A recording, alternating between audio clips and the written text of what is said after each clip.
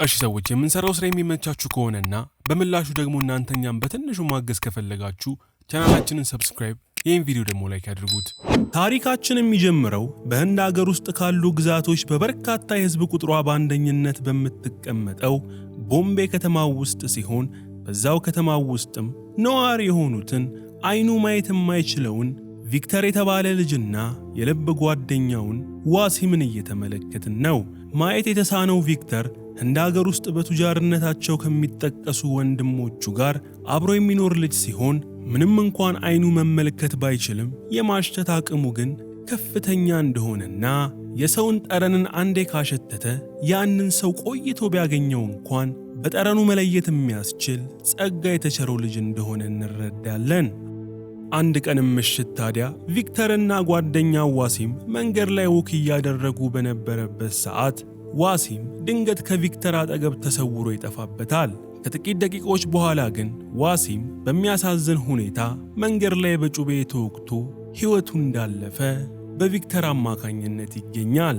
ዋሲምም የተገደለው ሩሴል በተባለ እጅግ ትዕቢተኛ ወንበዴ ሲሆን ዋሲምንም ወቅቶ የገደለበት ምክንያት መንገድ ላይ ስታልፍ ገፍትረኸኛል በሚል ተልካሻ ምክንያት እንደሆነ እንገነዘባለን።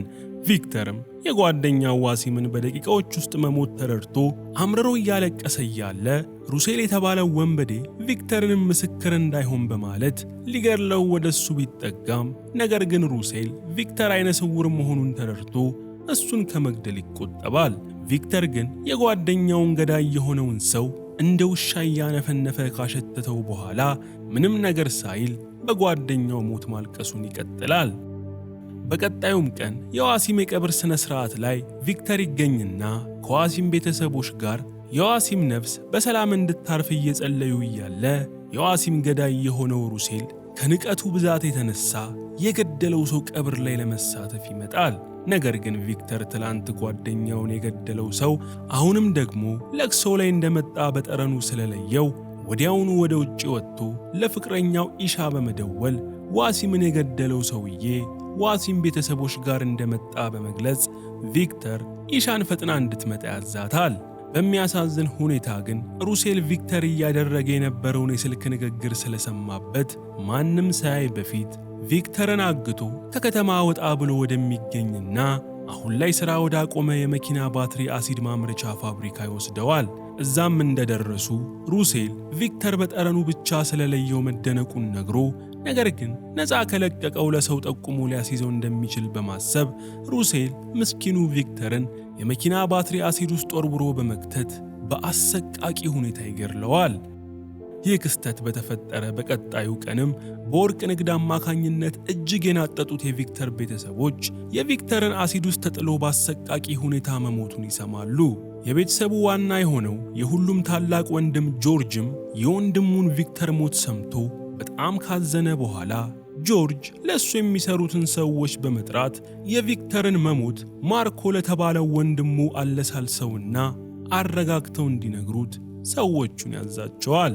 ጆርጅም ይህን ያለበት ምክንያት ማርኮ የተባለው የጆርጅና የሟቹ ቪክተር ወንድም ድፍን ህንድን ያንቀጠቀጠ አውሬ ከመሆኑ የተነሳ ወንድሙ በአሰቃቂ ሁኔታ እንደሞተ ከሰማ እንዳበደ ውሻ ያገኘውን ሁላ ስለሚፈጅ እንደሆነ እንረዳለን። ከተወሰኑ ዓመታት በፊት ማርኮ ከቤተሰቦቹ ላይ ወርቅ ለመውሰድ ሞክረው የነበሩ ወንበዴዎችን አይቀጡ አቀጣጥ በመቅጣት ለብቻው ዶግ አመድ በማድረጉ ምክንያት ከዛን ቀን ጀምሮ ማርኮን ቀና ብሎ የሚያየው የከተማ ሰው እንደሌለ እናያለን። ቪክተር ከሞተ ከ3 ቀናት በኋላ ትልቅ የቀብር ስነ ስርዓት በመዘጋጀቱ ስርዓቱን ለመካፈል ትላልቅ የቢዝነስ ሰዎች ወደ እነ ጆርጅ አካባቢ ይመጣሉ።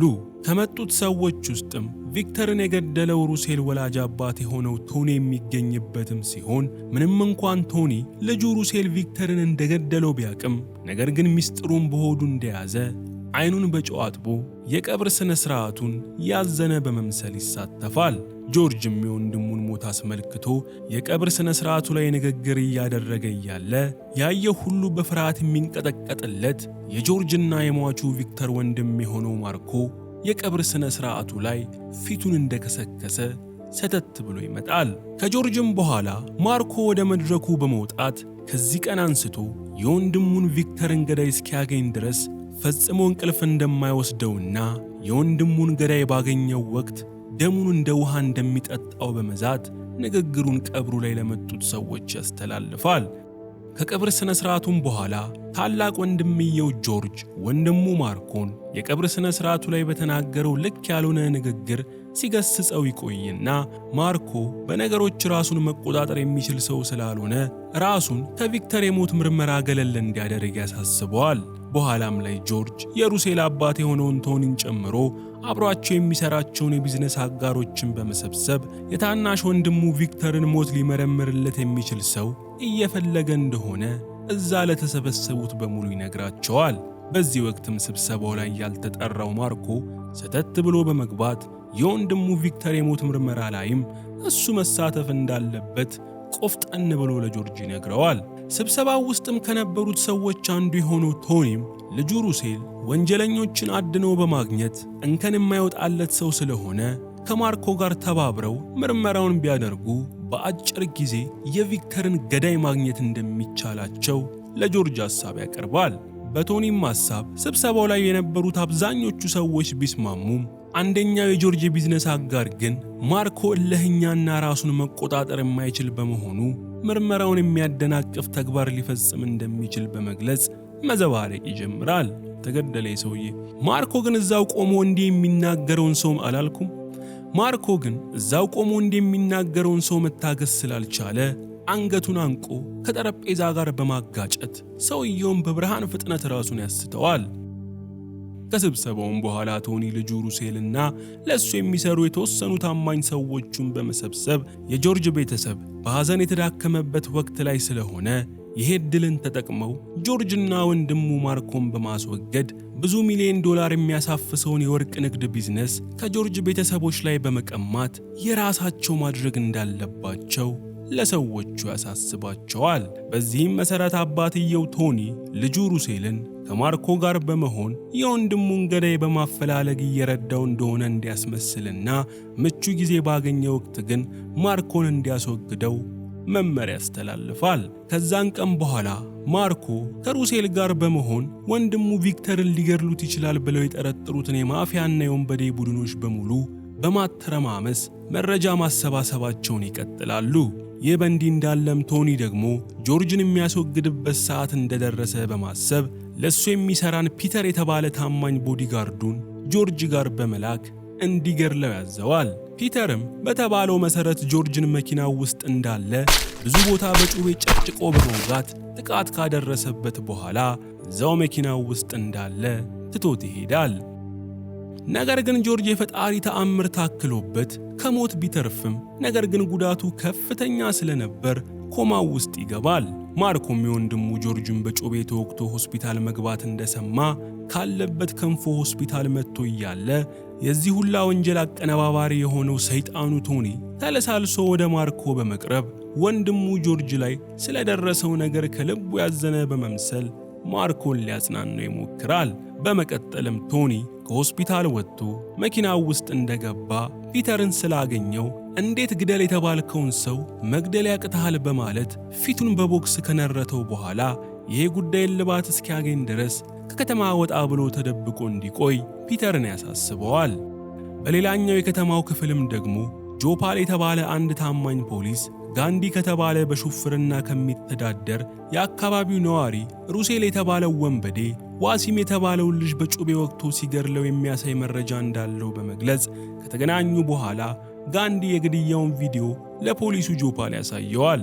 ጆፓልም ይህ መረጃ እልባት ላላገኘው የወንጀል ምርመራ ትልቅ ግብዓት መሆኑን ጠቅሶ ቪዲዮውን እንዴት ሊኖረው እንደቻለ ግን ጋንዲን ሲጠይቀው ጋንዲም ቪዲዮ የተቀዳው መኪናው ውስጥ በተገጠመ ካሜራ አማካኝነት እንደሆነና ወንጀሉ የተፈጸመው የሱ መኪና ቆማ በነበረበት ቦታ ትይዩ ስለነበር እንደሆነ ለፖሊሱ ጆፓል ይነግረዋል። ፖሊሱ ጆፓልም የኔ ቪዲዮ መረጃ ይዞ አለቃው ወደ ሆነው ኢንስፔክተር በመሄድ ሁሉንም ነገር አብራርቶ በማስረዳት የቪዲዮን ማስረጃ ለኢንስፔክተሩ ይሰጠዋል። ሙሰኛ ነው ኢንስፔክተር፣ እርግጠኛ ነኝ። በሚያሳዝን ሁኔታ ግን ኢንስፔክተሩ ለሩሴልና ለአባቱ ቶኒ የቅርብ ወዳጅ ስለነበር መረጃውን ለቶኒ አሳልፎ ይሰጠውና ቶኒም ጆፓልና ጋንዲን በአረመኔው ልጁ አማካኝነት ተጨፍጭፈው እንዲገደሉ ያደርጋል። ይህ ከሆነ ከጥቂት ቀናትም በኋላ ማርኮና ዘመዱ ከሩሴል እንዲሁም በርካታ ለሩሴል ታማኝ ከሆኑ ሰዎች ጋር በመኪና እየሄዱ እያለ ሆስፒታል የተኛው የማርኮ ወንድም ጆርጅ ከገባበት ኮማ በመንቃት በጣም በፍጥነት ለማርኮ ይደውልለታል። ማርኮም ስልኩን እንዳነሳው ወንድሙ ጆርጅ በሚቆራረጥ ድምፅ ውስጥ ሆኖ በጩቤ የወጋው ሰው ለቶኒ የሚሰራው ፒተር እንደነበርና አሁን እንደገባው ከሆነ ከዚህ ሁሉ ጀርባ ቶኒና ልጁ ሩሴል እጃቸው እንደሚገኝበት እንደሚጠረጥር ለማርኮ ይነግረዋል። ማርኮም ይህን ነገር ሰምቶ አንዳች ነገር ከማድረጉ በፊት ሊገድለው ሲያደባ የነበረው ሩሴል ሰዎቹን አዞ ሩሴልን ከኋላው በማሳነቅ ማርኮንና የማርኮን ዘመድ ይዘዋቸው ወደ ጫካ ይሄዳሉ። ጫካም እንደደረሱ ሩሴል ከመኪናው ውስጥ ትልቅ ዛፍ መቁረጫ መጋዝ በማውጣት ማርኮን እንደሚከታተፈው እየዛተ መለፍለፍ ቢጀምርም ማርኮ ግን የሩሴልን ድንፋታ ከቁብም ሳይቆጥረው በመቅረቱ ሩሴል ይበልጥ ይናደዳል። ሩሴልም የማርኮን ትዕቢተኝነት ለመስበር በማሰብ የማርኮ ዘመድ የሆነውን ሰው ማርኮ አይኑ እያየ በመጋዝ እጁን ይቆርጠውና መሬት ላይ ይጥለዋል። ከዚህም በኋላ ሩሴል ማርኮን አሰቃይተው እንዲገድሉት ሰዎቹን በማዘዝ እሱ ጥሏቸው ለመሄድ መዘጋጀት ይጀምራል።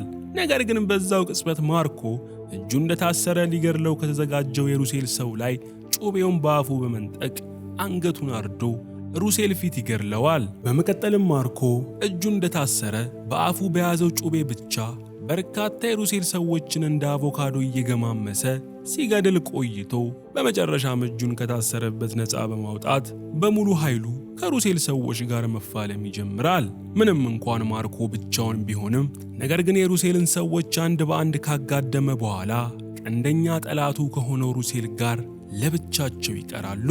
ሩሴል ግን ጭካኔና ጉራ ብቻ እንጂ ፍልሚያ ላይ ብርቱ የሚባል ሰው ስላልሆነ ማርኮ ላይ አንድ ቡጢ እንኳን ማሳረፍ አቅቶት በማርኮ ደህና አድርጎ ከታሸ በኋላ ሩሴል አቅም አጥቶ መሬት ላይ ይዘረራል። ማርኮም የደበደበው ሩሴልን እስከ ወዲያኛው ሊሸኘው ቢያስብም ነገር ግን እጁ የተቆረጠው ዘመዱ መሬት ላይ ወድቆ ብዙ ደም እየፈሰሰው እንደሆነ ስላስተዋለ ዘመዱን ፈጥኖ ወደ ሕክምና ለማድረስ ከወደቀበት አንስቶ መኪናው ውስጥ ይከተዋል። በጣም በሚያሳዝን ሁኔታ ግን ማርኮ መኪናውን አስነስቶ ጉዞ ከመጀመሩ በፊት ዘመዱ ለካ ቀደም ሲል ብዙ ደም ፈሶት ስለነበር ማርኮ አይኑ እያየ ዘመዱ እፊት ለፊቱ ይሞትበታል። ማርኮም በዘመዱ ሞት ክፉኛ በማዘን ከመኪናው ወርዶ ወደ ወደቀው ሩሴል መጋዝ ይዞ ያመራና ሩሴልን እንደ አክርማ ሁለት ቦታ ሰንጥቆ ሊገድለው መዘጋጀት ይጀምራል። በዛው ቅጽበት ግን ለሩሴል ከአባቱ ቶኒ ተደውሎለት ስልኩን ሲያነሳው ቶኒ ለማርኮ የሚነግረው አንድ መረጃ እንዳለ በመግለጽ ማርኮ ሊፈጽም ያለውን ግድያ ያስቆመዋል። ቶኒም በመቀጠል ወንድሙ ቪክተር ከመሞቱ በፊት ኢሻ የተባለች ፍቅረኛ እንደነበረችውና ኢሻም አሁን ላይ የቪክተርን ሕፃን ልጅ ልትወልድ የተቃረበች እርጉዝ እንደሆነች ነገር ግን አሁን ላይ በሱ ቁጥጥር ስር እንደሆነች አስረግጦ በመንገር በቪዲዮ ኮል አድርጎ ለማርኮ ያሳየዋል። ማርኮም ኢሻ የቪክተር ፍቅረኛ እንደሆነች ያውቅ ስለነበር ለሷና በማህፀኗ ውስጥ ስላለው የወንድሙ ልጅ ብሎ ማርኮ ሩሴልን ከመግደል ይቆጠባል። ይህ ከሆነ ከጥቂት ቀናት በኋላ ጆርጅ ተሽሎት ወደ ቤቱ እንደተመለሰ ማርኮንና ሌሎቹን የቤተሰቡን አባላት በሙሉ በመሰብሰብ አሁን ላይ ታግታ ስለምትገኘው የወንድማቸው ፍቅረኛ ኢሻ መወያየት ይጀምራሉ። በውይይታቸውም ወቅት ጆርጅ ኢሻን ከእገታ ለመልቀቅ በጣም ብዙ ሚሊዮን ዶላሮችን የሚያወጣ ወርቅ እንዲሰጣቸው እነ ቶኒ መደራደሪያ እንዳቀረቡ በመግለጽ ጆርጅ እነ ቶኒ የፈለጉትን ወርቅ ሊሰጣቸው እንደወሰነ ለቤተሰቡ ያሳስባቸዋል። ማርኮ ግን ይህን ከማድረጋቸው በፊት እሱ ላይ ጥቃት ያደረሰበትን ፒተር የተባለውን የቶኒን ቀኝ እጅ አፈላልጎ እንዲያገኘውና ምናልባትም ፒተር ኢሻ የታገተችበትን ስፍራ ያውቅ ይሆናል በማለት ለቤተሰቡ ሐሳብ ያቀርባል። ማርኮም ፒተርን እንዲፈልግ ከቤተሰቡ ፍቃድ ስለተሰጠው ማርኮ ፒተር ሊገኝበት ይችላል ብሎ ያሰባቸው ቦታዎች በሙሉ ሲያስስ ከቆየ በኋላ በመጨረሻም ማርኮ ፒተርን በእጁ ያስገባዋል።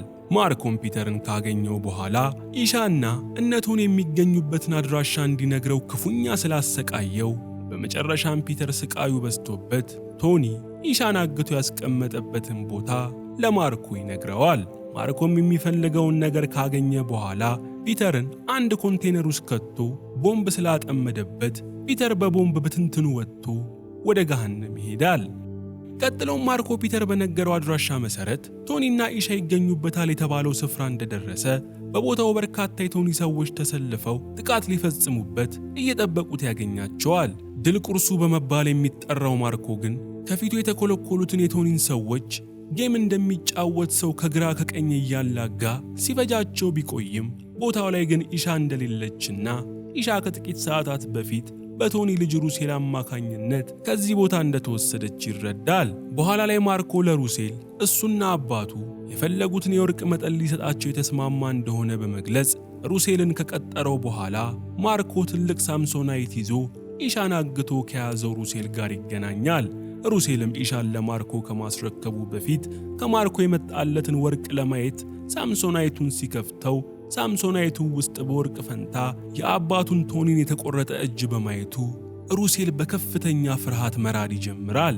ታሪካችንም በዚህ ሰዓት ወደ ኋላ ይወስደንና ማርኮ ኢሻን እየፈለገ የነበረበት ቦታ ቶኒንም እዛው ተደብቆ ስላገኘው ማርኮ የቶኒን እጅ ቆርጦ በመውሰድ ቶኒን ግን አግቶ እንዳስቀመጠው እንመለከታለን። ታሪካችንም ወደ አሁን መልሶን ማርኮ ሩሴልን አባቱን በሕይወት ማግኘት የሚፈልግ ከሆነ ኢሻን በሰላም እንዲያስረክበው የመደራደሪያ ሐሳብ ስላቀረበ ሩሴል ሳይወድ በግዱ አግቶ የወሰዳትን እርጉዟን ኢሻን ለማርኮ በማስረከብ እሱ ደግሞ በምትኩ አባቱን ቶኒን የሚገኝበትን አድራሻ ተቀብሎ ወደዛ ይገሰግሳል።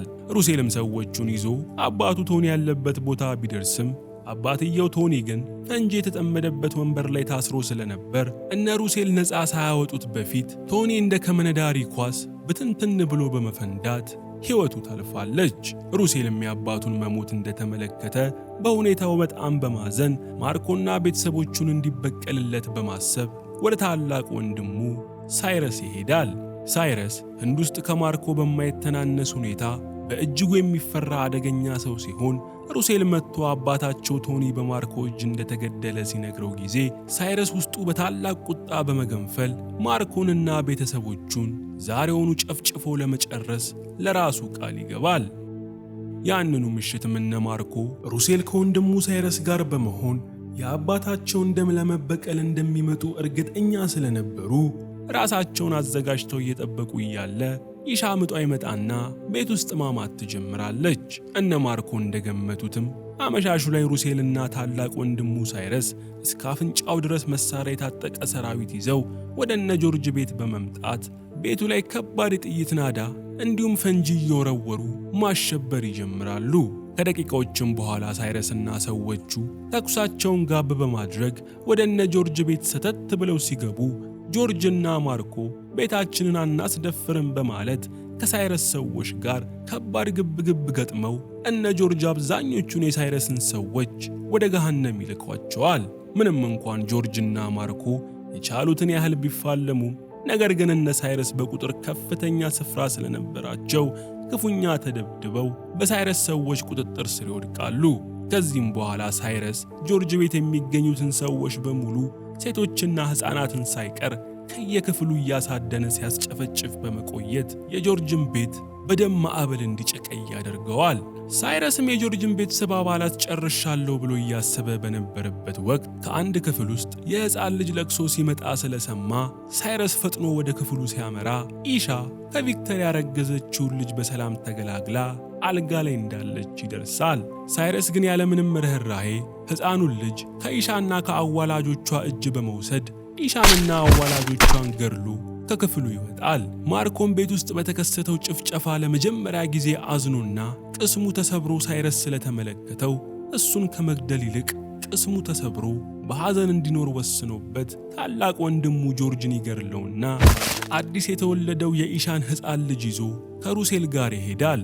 ማርኮም ብዙ ቁጥር የነበራቸው የቤተሰቡ አባላት በሙሉ በአንድ ጀንበር ከመኖር ወደ አለመኖር በመሸጋገራቸው ክፉኛ እያለቀሰ ቢቆይም ከብዙ ማብሰልሰልና ጥሞና በኋላ ግን ከዘሩ የቀረውን ብቸኛውን ሕፃን ልጅ ከሳይረስ እጅ ለማስጣል ይወስናል። ያን ሌሊትም ሳይረስና ሩሴል ሕፃን ልጁን እንደያዙ ሳይረስ አደንዛዥ ዕፅ የሚያመርትበት ፋብሪካው ውስጥ ተቀምጠው ሳለ ማርኮ ማንም ባላሰበው ሁኔታ እሳት ለብሶና እሳት ጎርሶ ሳይረስ ሩሴልና በርካታ ሰዎቻቸው ያሉበት ስፍራ በመምጣት አካባቢውን በቦምብ አጋይቶ ወደ ውስጥ ይገባል። እነ ሳይረስም የማርኮ በዚህ ፍጥነት አገግሞ መነሳት አስገርሟቸው እያለ ማርኮ ወደ ተሰበሰቡት የሳይረስ ሰዎች በማምራት በሚያስደንቅ ብቃትና ጥንካሬ የሳይረስን ሰዎች ዶግ አመድ ያደርጋቸው ይጀምራል። በድብድቡም ወቅት የማርኮ ሰውነት በቁጣ ከመወጣጠሩ የተነሳ የለበሰው ልብስ ሳይቀር ጡንቻውን መቋቋም አቅቷቸው እላዩ ላይ መቀዳደድና መበታተን ይጀምራሉ። በፍልሚያውም መሃል ማርኮ በለስ ቀንቶት የሳይረስ የሆነን የአውቶማቲክ መሳሪያ በማግኘቱ ማርኮ እልፍ አላፍ ጠላቶቹ ላይ ጥይቱን በማርከፍከፍ ሁሉንም ይፈጃቸዋል። ማርኮ የሳይረስን ሰዎች እንደጨረሰ በቀጥታ ወደ ሳይረስና ሩሴል በመዞር ከነሱም ጋር እልህ አስጨራሽ ፍልሚያ ማድረግ ይጀምራል። ፍልሚያውም እንደተጀመረም ሩሴልና ሳይረስ ተባብረው ማርኮን የተቻላቸውን ያህል ቢደበድቡትም ማርኮ ግን የአበሻ ዘር ያለው ይመስል እስከ መጨረሻው ድረስ ጥርሱን ነክሶ በመፋለም የሳይረስ ታናሽ ወንድም የሆነው ሩሴልን ገድሎ ወደ ገሃነም ይልከዋል። ሳይረስም ለብቻው ከማርኮ ጋር መፋለም እንደማይችል በተረዳ ጊዜ ቅድም ከማርኮ ቤት የወሰደውን ጨቅላውን የኢሻን ልጅ በመያዝ ማርኮ እጁን እንዲሰጥ ያለበለዚያ ግን ጨቅላውን ልጅ ለአደንዛዥ ዕፅ መሳሪያነት የሚያገለግል ኬሚካል ውስጥ እንደሚጥለው መዛት ይጀምራል።